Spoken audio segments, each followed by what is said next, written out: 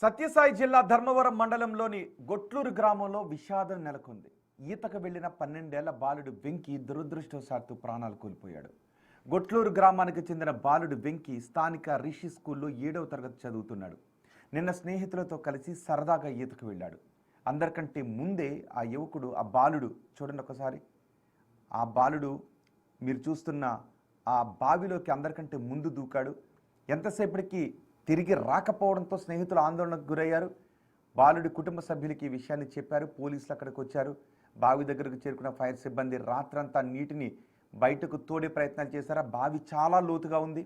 ఇవాళ ఉదయం బాలుడి మృతదేహాన్ని బయటకు తీశారు. డెడ్ బాడీని ధర్మవరం ప్రభుత్వ ఆసుపత్రికి తరలించారు. బాలుడి మృతితో గొట్లూరులో విషాద ఛాయలు అలుముకున్నాయి.